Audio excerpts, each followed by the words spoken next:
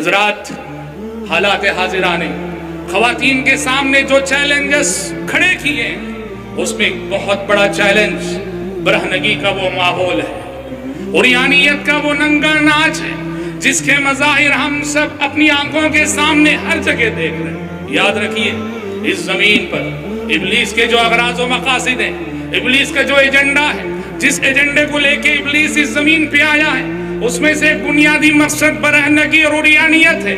اور یہ ایسا مقصد ہے، آپ دیکھیے، جب آدم و حوا علیہ السلام جنت میں تھے تو جنت میں بھی ابلیس نے جنت سے نکالنے کے لیے انہیں ایک دوسرے کے سامنے بے لباس کیا تھا، برہنہ کیا تھا۔ اللہ تعالیٰ نے کہا، یا بنی آدم لا يفتننكم الشيطان كما أخرج أبويكم من الجنة ينزع عنهما لباسهما ليريهما سوآتهما۔ اے اولاد آدم، شیطان تمہیں فتنے میں نہ ڈال دے، شیطان تمہیں بہکا نہ دے۔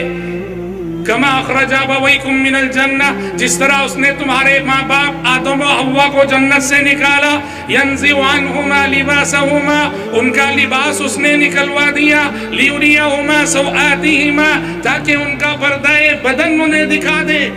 جنت سے نکالنے کے لیے اس نے آدم و حوا کو جنت میں بے لباس کیا۔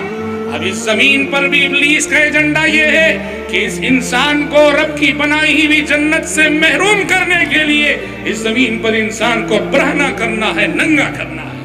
اور نعوذ باللہ، اس عریانیت کے کلچر میں، اس برہنگی کے کلچر میں مرد سے کہیں آگے خواتین۔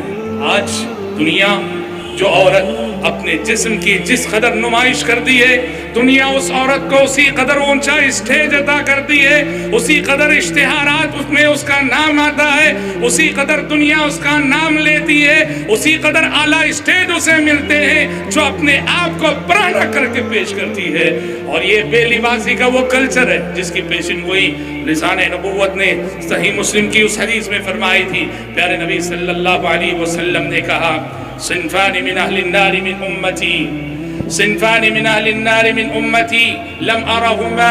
آپ نے فرمایا، میری امت کے جہنمیوں کی دو قسمیں ایسی ہیں جنہیں میں نے ابھی دیکھا نہیں۔ کیا مطلب؟ میری امت کے جہنمیوں کی دو قسمیں ایسی ہیں جو میری امت کے مستقبل میں پیدا ہونے والی ہیں۔ آپ نے کہا، میری امت کے جہنمیوں کی پہلی قسم جو مستقبل میں پیدا ہوگی، قوم معهم سیات کاذناب البقر یضربون بها الناس، کچھ لوگ ان کے ہاتھ میں کوڑے ہوں گے بیل کے دم کی مانند، ان کوڑوں سے وہ لوگوں کو مارا کریں گے۔ اہل علم و شراء حدیث نے کہا، گویا اشارہ ہے اس حدیث میں ظالم حکمرانوں کی طرف جو اپنی رعایا کو خامخواہ ماریں گے، ظلم کریں گے۔ پھر آپ نے فرمایا، وَنِسَاءٌ كَاسِيَاتٌ عَارِيَاتٌ مَائِلَاتٌ مُمِيلَاتٌ رُؤُوسُهُنَّ كَأَسْنِمَةِ الْبُخْتِ لَا يَرِحْنَ رَائِحَةَ الْجَنَّةِ وَإِنَّ رِيحَهَا لَيُوجَدُ مِن مَّسِيرَةِ 40 عَامًا۔ آپ نے فرمایا، میری امت کے جہنمیوں کی دوسری قسم، نساء کاسیات عاریات، ایسی عورتیں جو لباس پہن کر بھی ننگی رہیں گی، لباس پہن کر بھی برہنہ رہیں گی۔ قربان جائیے اس جامع تعبیر پر، کاسیات عاریات دو لفظ ہیں، لیکن موجودہ دور کے لباس کا سارا کلچر ان دو الفاظ میں سمو گیا ہے۔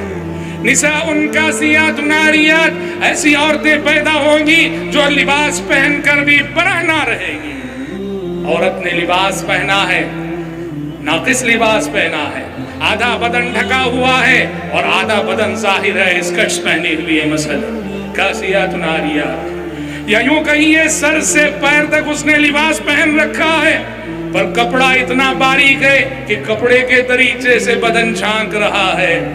کاسیات عاریات، یا یوں کہیے کہ کپڑا موٹا بھی ہے اور سر سے پیر تک بدن ڈھکا ہوا بھی ہے، لیکن لباس اتنا ٹائٹ ہے کہ جسم کی ساری بناوٹ اور ساخت ظاہر ہے۔ کاسیات عاریات، آپ نے فرمایا، رؤوسہن کأسنمة البخت، وہ چونڈا ڈالیں گی، چونڈا بنائیں گی بختی اونٹ کے کوہان کی مانند، لا یرحن رائحۃ الجنہ، ایسی عورتیں جنت کی خوشبو بھی نہیں پائیں گی۔ وَإِنَّ رِيحَهَا لَيُوجَدُ مِن مَّسِيرَةِ 40 عَامًا، جنت کی خوشبو 40 سال کی مسافت کی دوری سے سونگھی جا سکتی ہے۔ یہ اوریانیت کا کلچر، یہ برہنگی کا کلچر جس کے مظاہر ہر طرف ہم سب دیکھ رہے ہیں، یہ آج ہماری خواتین کے لیے، مسلم خواتین کے لیے، ان کے اخلاق کے لیے چیلنج ہے، ان کی جوانی کے لیے چیلنج ہے، ان کے ایمان کے لیے چیلنج ہے، ان کی پاک دامنی کے لیے چیلنج ہے، اور ان کی عفت کے لیے چیلنج ہے۔